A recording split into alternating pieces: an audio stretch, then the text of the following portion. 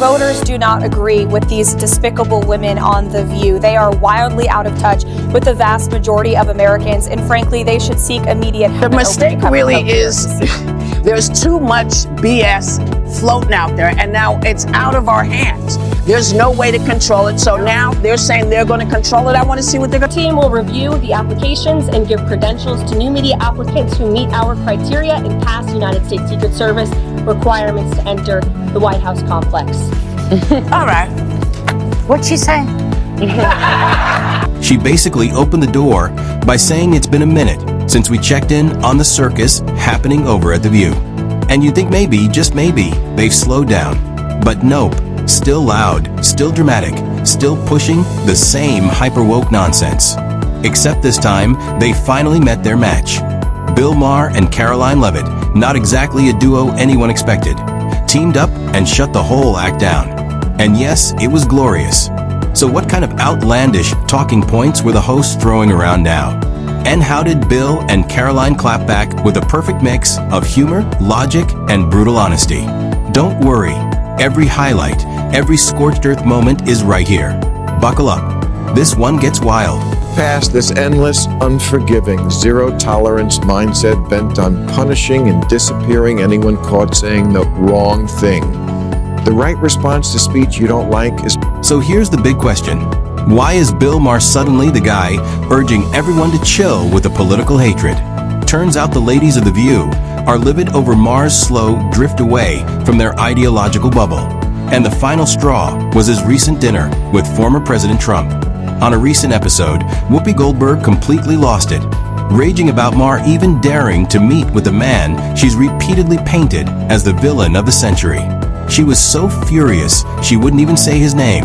Him seriously and take him literally. I don't think that we have to. I think it would be remiss of us to not say Joe Biden knows how to do this. Yes, he knows how to do this. He's quite good at this.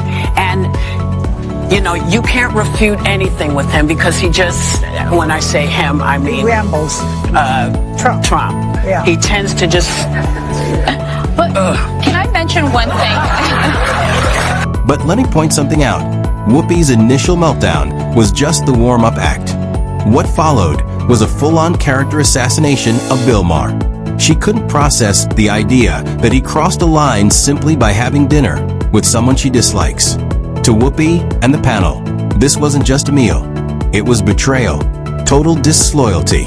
In their worldview, sitting down with Trump is the political equivalent of crossing into forbidden territory.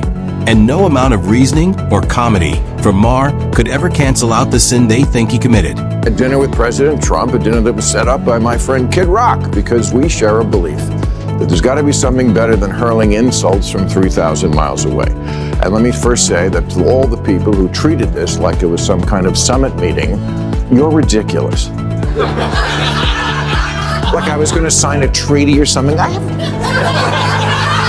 have no power. I'm a comedian, and he's the most powerful leader in the world. I'm not the leader of anything, except maybe a contingent of centrist-minded people who think there's got to be a better way of running this country than hating each other. But if you know Bill Maher, you already know he wasn't about to take that beating quietly. And sure enough, he came back swinging.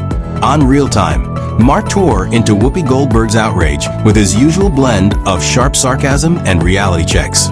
He dissected their anger point by point, making it clear he doesn't need their approval, and he's not asking for it. It was classic Maher, bold, unapologetic, and cutting right through the nonsense. If he's right, then why didn't people vote for the former prosecutor who actually had policy plans to help the working class? I say that millions of liberal sphincters just tightened. Oh my God, Bill, are you going to say something nice about him? What I'm going to do is report exactly what happened. You decide what you think about it. And if that's not enough pure Trump hate for you... Before unloading his direct response to Whoopi, which I'll play in just a moment, Maher laid down a fundamental truth. America is still supposed to be a place where differing opinions don't equal war. He reminded everyone that democracy survives only when people can disagree without exploding into hostility. You don't have to lose your entire mind because someone sits at a dinner table with a political opponent. But apparently, that concept has evaporated on The View, where disagreement now equals enemy status. Maher wasn't just defending himself, he was defending the idea of civil debate. But to Whoopi, it felt like some personal violation. Whoopi Goldberg, because I got so many texts this week because she attacked me the week before. Sure. So everybody was like, "Oh, Bill, I get you're enjoying the karma." First of all, I'm going to talk about this at the end of my show next week, teaser. But there is no thing as karma, okay? Get over that. Whoopi attacks me on a regular basis. She says stupid on a regular basis. It just happened to go in. Whoopi even tried to compare Trump to Vice President Kamala Harris, unintentionally revealing what she really wished had happened. If Kamala had invited Maher to dinner, Whoopi would have been cheering so loudly they'd hear her across the Hudson. Every compliment Maher offered Trump, if redirected toward Kamala, would have had her applauding like it was opening night on Broadway. But because it was Trump sitting at that table, anything Maher said was treated like treason. This wasn't about ethics or principles. It was blind partisanship on full display. All right, but life is random. The only word to describe it when a big game hunter gets trampled by an elephant and then eaten by lions is hilarious. And this is exactly the reason Bill Maher earns respect from both sides. He doesn't just talk about open conversation, he actually practices it.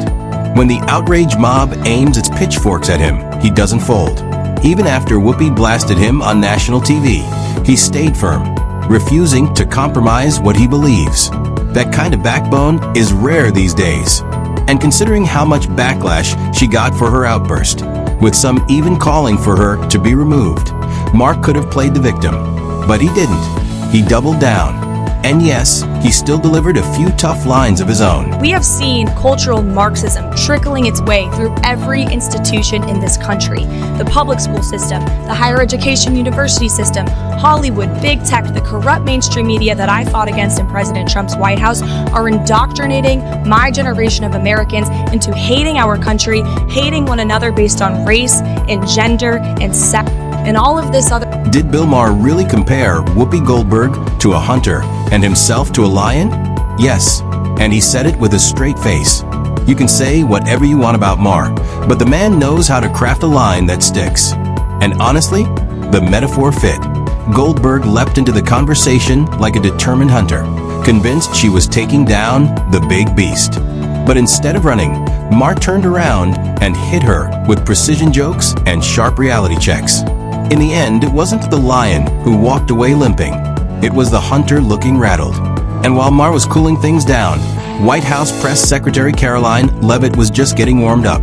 In all of this is that Joe Biden and the Democrats and these ladies on The View constantly say President Trump is the alleged threat to democracy, when in fact they themselves are wishfully thinking that President Trump will be imprisoned when he has not been convicted of any crimes. That is the real threat to democracy. Voters see that, and that's why President Trump continues his And let's be real, Levitt didn't miss.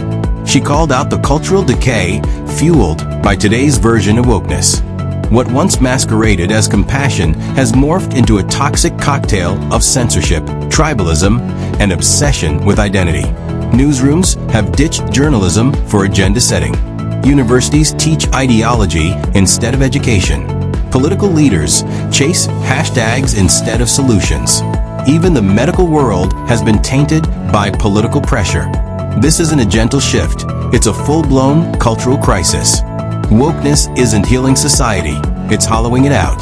And Whoopi Goldberg, she's become a living symbol of how celebrity activism can be weaponized to shame, silence, and smear anyone outside the groupthink bubble. Instead of encouraging dialogue, she feeds the outrage machine.